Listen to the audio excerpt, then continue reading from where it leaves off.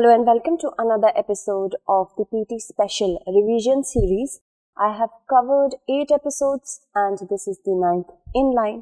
I hope you are revising the previous episodes because if you stop revising them, you will start forgetting the facts, and revision is the key if we talk about cracking prelims. So let's begin with the first topic of today, status of leopards in India. Now, status of leopards in India is a 2018 report which has shown that there is an increase in their numbers by 60% if we compare the 2 years, and that from 2014 to 18. Okay, and in 2014 their population was around 8,000, and in 2018 the reports say that 12,852. There has been an increase in the number of not only leopards but tigers as well. So India is doing its bit when we talk about its efforts and its impacts in the wildlife. And the most populous of leopards are found in, first we have Madhya Pradesh, and then we have Karnataka and Maharashtra. Okay, so why these facts are important? Because in a statement, you could be asked that which is the second state in line having the highest population of leopards. So you have your answer here at Karnataka.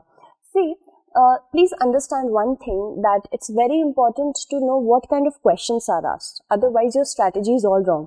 And most of the leopards are in central and eastern Ghats.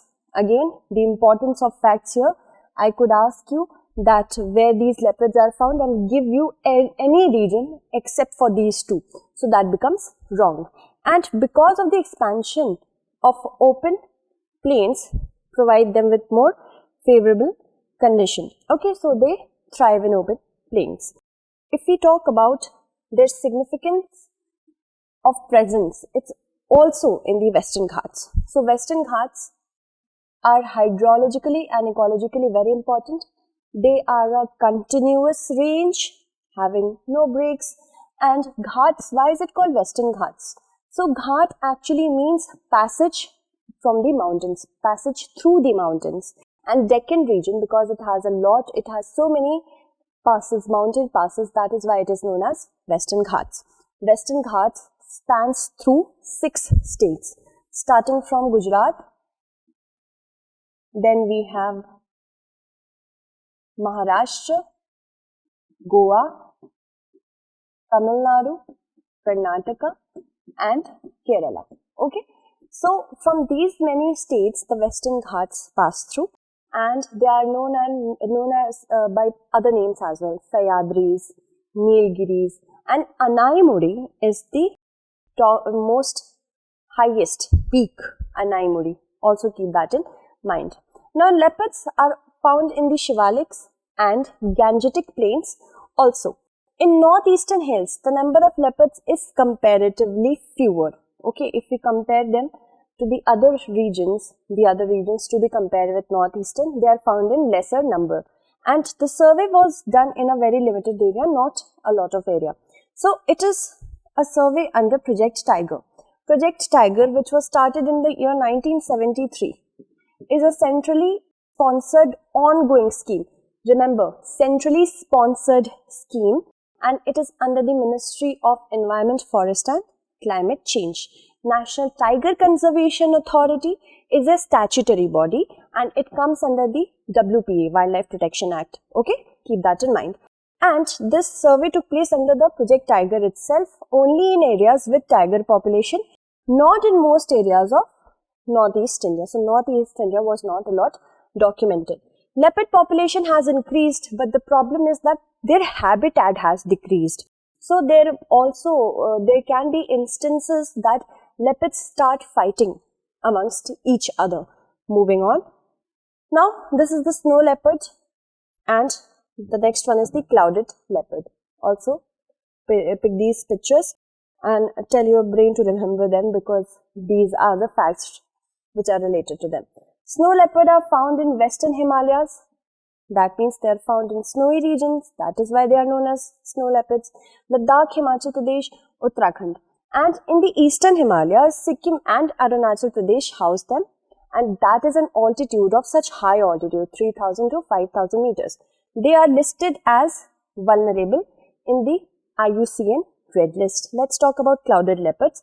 because of the shape of the patterns on their skin. It looks like clouds. That is why it is known as clouded leopard. And they have a presence in states including Mizoram, Meghalaya, Tripura and Northeast. And they have a huge number in Dampa Tiger Reserve, which is a tiger reserve in Mizoram. And here, Dampa Tiger Reserve also has many other species such as Hoolock gibbon as well. So, presence in the foothills, Terai regions of Himalaya as well, and it is the state animal of Meghalaya. What is the state animal of Meghalaya? Clouded leopard. And there is also a clouded national park in Tripura, and their IUCN red list status is vulnerable, and they are found in dense forests. So many trees are present in one place, and dense forests are known by that only. Next topic is Commission for Air Quality Management in NCR and adjoining area. If you want to take a screenshot, please do it. Okay. So, the Air Quality Management Commission has given instructions to industries in Delhi to control pollution. Now, according to Global Burden of Diseases, the presence of particulate matter in Delhi is 17 times higher than the prescribed limit given by the WHO. Now, WHO has also come out with guidelines with respect to the presence of particulate matter, and particulate matter concentration has been revised from the earlier 25 micrograms to 15 micrograms. Now, that is something to be noted down, and I have also covered it in the news series. Okay, so instructions have been given to connect the industry in Delhi with PNG completely. And the special commission which has been formed, it's a statutory commission. That means it draws its powers from an act. Ordinance was issued by the President in 2020, but it expired in March 2021. Also, after this, another ordinance was issued as of April 2021, which was later abolished by making an act. The objective is air quality management in NCR region and the adjoining areas such as Haryana, Rajasthan, Uttar Pradesh, and other states as well, because of two reasons. As we are progressing towards the October-November months of the year, what happens? Stubble burning is a common phenomenon during these months, and because of lots of stubble burning in these agricultural states and the presence of still air, the smog cannot be moved away from the region, and the NCR region, many regions from NCR and even many states as well in this particular area, they sustain themselves through the dense fog present there. And of course, the burning of the crackers in Diwali also leads to lots of smog to appear. And that is why it has been happening at a really accelerated rate since the year 2017, 18, 19, 20. So this is a recurring problem. That is why this commission has been formed. Okay. And through the act, the powers of various bodies engaged in pollution control in Delhi and adjoining areas have been vested in this body. And because of its powers to supersede those bodies, this is an all-powerful commission. And it comprises one full-time chairperson. Also, there is one full-time chairperson and few other members. Also, composition, if we talk about, take a screenshot. Full-time chairman is a person having experience of at least 15 years in the field of protection and pollution control, or an officer having administrative experience of not less than 25 years. These facts are important. Please note them down. I hope you have taken a screenshot. Ex officio member, one representative from the Ministry of Environment, who is not below the rank of Joint Secretary. Again, if I have to formulate a distorted prelim statement for you, a representative from the Ministry of Environment not below the rank of Secretary. But no, this is false because he or she should be not below the rank of Joint Secretary. Also, ex officio members, take a screenshot again. Chief Secretaries of Delhi, Haryana, Rajasthan, Punjab and Uttar Pradesh, or secretaries attached to Environment Department. Representatives from other important organizations are also there. ISRO, Niti Aayog, CPCB. Why ISRO? Because ISRO monitors the entire region with its remote sensing satellites. Why Niti Aayog? Because Niti Aayog is involved in planning and it's a national think tank. Why CPCB? CPCB, Central Pollution Control Board, of course, has the mandate of controlling pollution. That is why. Also, the term of the chairperson and members, which excluding the ex officio members, it shall be 3 years or till the age of 70 years of whichever is earlier. Again, 3 years or 70 years. I can ask you, the term of the chairperson is either 5 years or 70 years. This is wrong. Again, I can ask you, the term is either 6 years or 65 years. So, these facts should be remembered in this way only. Chairperson and members, they will be eligible for reappointment. False statement would be, chairperson would not be eligible for reappointment. But no, this is wrong. They would be eligible for reappointment. And notwithstanding any other law, this commission shall have powers to take any measures or issue guidelines for prevention of pollution in Delhi NCR and adjoining areas. Reiteration of the words Delhi NCR, keep this in mind. And in case of contravention of any rules or guidelines made by commission, a provision of imprisonment up to 5 years. How many years? 5 years. But those farmers are kept out of the purview of punishment who pollute by burning stubble. And although the commission can get environmental compensation from such farmers, here the farmers who are involved in stubble burning, because they are a lot, and if we do not provide proper technology to them to get rid of the stubble, of course they will resort to stubble burning. That is why the provision of jailing is not there for them, but penalty is there in the form of environmental compensation. Okay. Also, the Environmental Pollution Prevention and Control Authority for NCR has been it was dissolved, which was established under the Environment Protection Act. Okay, so Environmental Pollution Authority, it was earlier there, but now it has been dissolved. Okay, keep all these facts in mind. It was so large, we were knowing that all these facts are important. That is why we included them. Moving forward, the orders, directions, etc. of the commission can be challenged only in the National Green Tribunal. Again, remember this, means a case will not be able to proceed in any civil court or the dispute arising out of orders of the commission. So, if I have to formulate a prelims question for you, it can be, consider the following statement with respect to Commission on Air Pollution, recently formed Commission on Air Pollution. I can ask you the first question. It will have complementary authorities with respect to the pollution in Delhi NCR as with the Central Pollution Control Board. That means whatever the authority and whatever the powers in the Delhi NCR region is there, it will be alongside. That means complementary with the authority of the CPCB.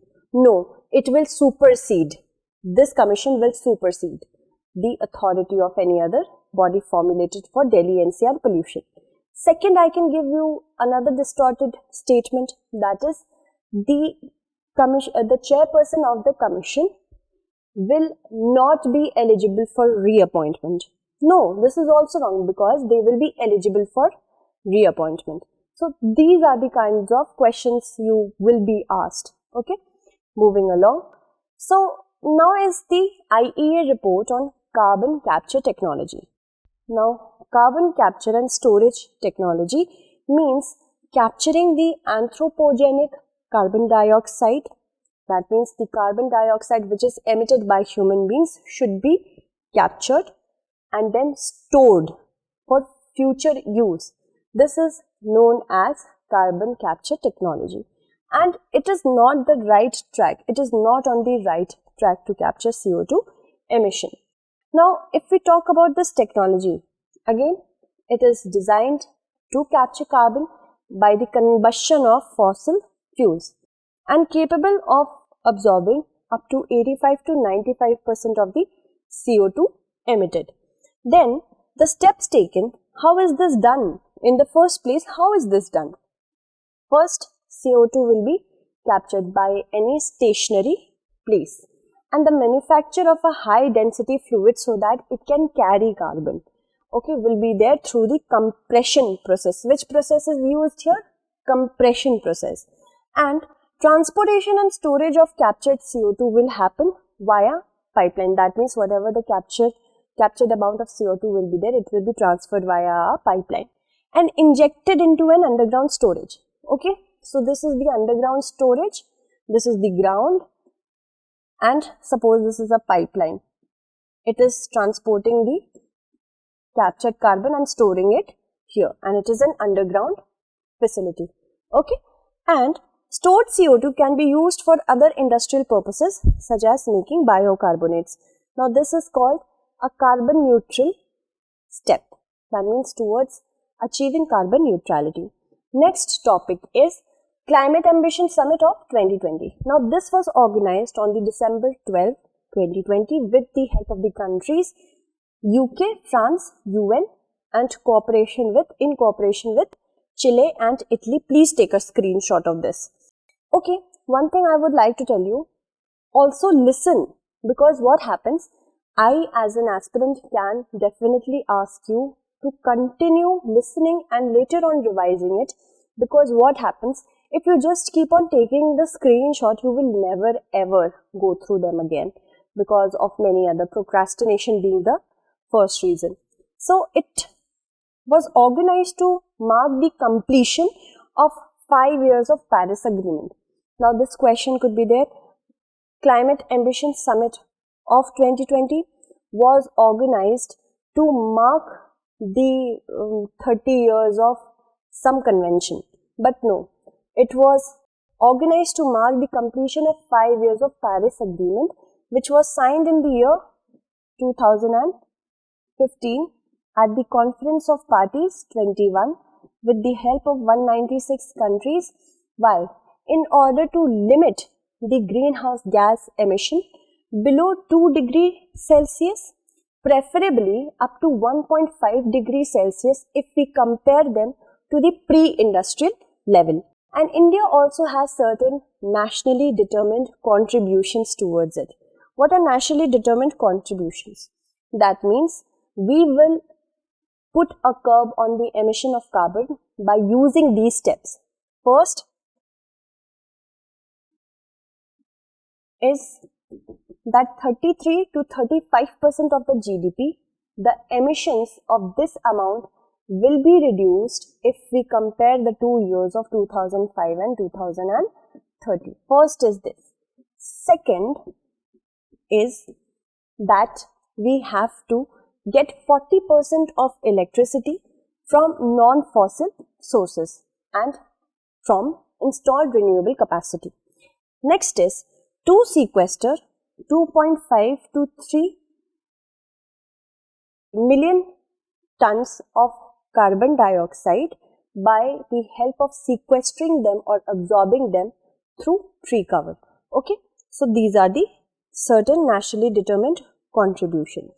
Also, Prime Minister of India also participated here, and India's commitment, of course, was reiterated. Moving on to the next question. Before we move on, I would like to add one thing to the Paris Agreement. It is a legally binding agreement. Keep that in mind. So let's talk about giant African snail. Shall we first see how it looks? This is the giant African snail, and this is an invasive species. We will discuss all about it only. So rebreeding of this species of snail in many areas of Kerala is happening, and this is because of the import of timber. When Kerala imported timber, lots of snails which breed on the timber, they also came along. And giant African snails, these are found in Africa and Asia. Okay, and the genetic diversity of the population of this species is much higher than that of snails found in Africa. Note it down. Take a screenshot. I'm moving away. And India has a large number of exotic species of snails. IUCN places giant African snail as the world's most invasive species. What is an invasive species? A species which doesn't belong to a place, and once it gets into some region, the native species of those place starts to get threatened because of, when we talk about the competition for the resources present in the native region, the invasive species is better for survival. That is why it is known as invasive species. It changes the entire ecological makeup of that area, if not entire, of course, significant amount, and causes of eosinophilic meningitis and septicemia and peritonitis in humans. This is also prevalent. Invasive species is not indigenous to an ecosystem. Keep that in mind. As I told you, it is harmful to the ecology and hence the economy. And there are different examples of the species, such as invasive species if I am talking about lantana grass, Congress weed, elephant grass, African catfish. Moving on, we have already talked about it. Now we will talk about Malayan giant squirrel. Have a look at it. This is the Malayan giant squirrel. And squirrel, the Zoological Survey of India, it has observed certain threats to Malayan giant squirrel. Zoological Survey of India, a pre-independence body established in the year 1916. It is the designated National Collection of Zoology, and it gets its power from the Section 39 of the National Biodiversity Act of 2002. Okay, and their numbers, the Malayan giant squirrel, their numbers are expected to decline up to 90% by the year 2050. And MGS is considered a forest health indicator species. I recently discussed with you about the meaning of indicator species. Any species which shows the health of the ecosystem by changing its own adaptive behavior is known as indicator species. If I suppose tell you about corals, corals are also an indicator species. If there is a change in light, nutrition, temperature of an ocean, any sort of bleaching, coral bleaching might occur, we will be able to understand the health of the oceanic ecosystem. And the giant Malayan squirrel is one of the largest squirrels in the world. Distribution of them is in Northeast India and West Bengal. And there are many causes of their destruction. The first destruction, the main cause of habitat destruction is increasing number of human settlements. Because of rising encroachments, their habitat is getting disturbed. Use of land for crop production, more settlement of humans, more of course demand for crops, agricultural land. For them, deforestation will occur, and shifting cultivation is very popular in Northeast India. That means jhum cultivation, basically to burn, dry and remove the forest, then putting the crops on the vegetative area, then harvesting and leaving them. So it destructs them as well. Species in India, if we talk about here, 3 species are found of squirrels: Malayan giant squirrel, Indian giant squirrel and grizzled giant squirrel. The Malayan giant squirrel, it also exists in South China and Southeast Asian country, and the natural habitat is often in evergreen and semi-evergreen forest as well as hilly areas. Okay, let's move to our next topic, that is Apex Committee has been formed for implementation of the Paris Agreement.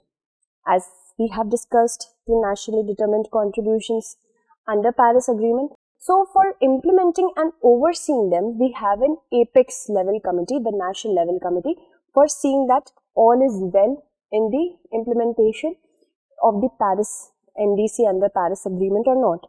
So this composition will have a secretary, that will be the chairman.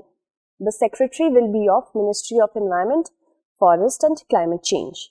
And the functions is to ensure collective effort on climate change issues. Climate change issues are spanning over not only one sector but many sectors. So, how to bring all those sectors together in order to brainstorm ideas about having an collective effort. Okay. Then to formulate policy and program to implement the nationally determined contributions. We have already discussed about NDC. To communicate and report to the United Nations Framework for Convention on Climate Change regarding the NDC. Now, not only it will look about the policies and implementation, but it will also send the report to the UNFCCC. This is the parent agreement of Paris Agreement. This was the parent agreement of the Paris Treaty. Keep this in mind. And to determine the role of ministries on program to reduce climate change. So, many ministries will come under the apex level body with respect to the NDC of Paris Agreement, so that each and every ministry have a coordinated approach towards the NDC. And to determine the role of ministries on program to reduce climate change, to determine the role of ministries on the program to reduce climate change and to act as the national authority for regulation of the carbon market in India. A prelims question here. Now, does the apex level committee also act as a national authority for carbon market in India? Yes. Okay, let's move forward and talk about threat to the three-striped roofed turtle. Look at this. This is the turtle that we are going to talk about.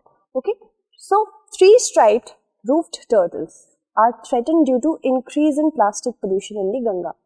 Plastic, as we discussed, the microplastics, the microbeads that are present in our day-to-day usage items, they make their way into the rivers and oceans and they cause choking and change in the digestive process of these aquatic animals, and that is why it is threatened.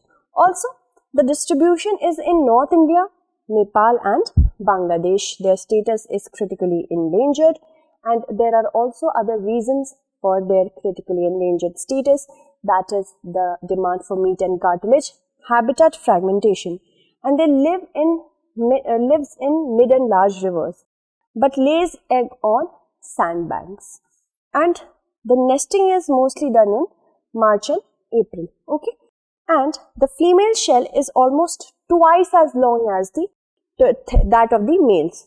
Their shell, their hard shell on their back, it's twice as long as the males. And males are omnivorous. That means they will eat flesh as well as vegetation.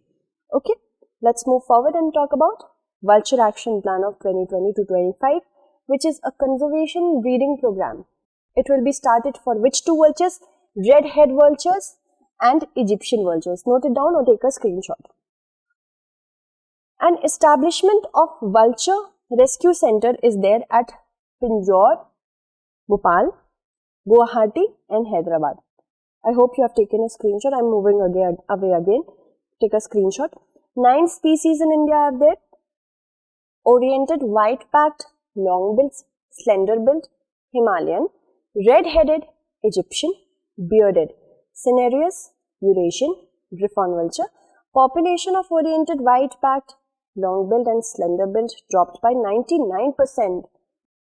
This is too much. 99% reduction. Can you imagine? And Egyptian vulture is listed as endangered, and while Himalayan, bearded and cinereous vultures, they are listed as near threatened. Okay, so which one is endangered? Egyptian. The rest here are near threatened. Next is Leaders Summit on Climate. Now in April, leaders of about 40 countries participated in climate conference, which was hosted by the US. Indian Prime Minister also participated here, and the Prime Minister of India reiterated India's commitment towards nationally determined contributions. The US has committed to reduce its emission by 50 to 52% till 2030, and US has set this emission reduction target compared to the year 2005 as us, because we have 2 years comparatively, 2005 to 2030. and we have the goal of reducing greenhouse gas emission by 33 to 35% under our own NDC. Also, India-US Climate and Clean Energy Agenda 2030 partnership, if we talk about, they have jointly launched this agenda, the countries of US and India. And under this partnership, both the countries will have an emphasis on mutual cooperation to move forward in the field of climate change and clean energy. And the two countries will also cooperate on finance to accelerate the clean energy sector. What is clean energy? Energy through those means which do not emit, or even if they emit, the greenhouse gases will not be harming our environment. And also focus will be there on innovation and technology to decarbonize industry, transport and energy sector. There are two main initiatives of this agenda: Strategic Clean Energy Partnership and Climate Action and Finance Mobilization Dialogue. Climate Action and Finance Mobilization Dialogue has been jointly launched by both the countries this month. That means we are talking about the month of September. This month means here only. So this is, as you can see, the most recent of the news we are giving you. Both countries are working together on different aspects of renewable energy in the Strategic Clean Energy Partnership. Cooperation on Strategic Energy Partnership between the two countries has been going on since the year 2018, and recently it has been launched in a new form. Previously, this included electricity and energy efficiency, responsible oil and gas, renewable energy and sustainable development. Now, emerging fuels have also been included. Again, a prelims-based question. Was emerging fuel, it was included since the year 2018? No, this has been a recent development. Okay, so I hope I was able to help you for your preparation for prelims. We are again going to come with another episode. Until then, stay updated and thank you so much for watching.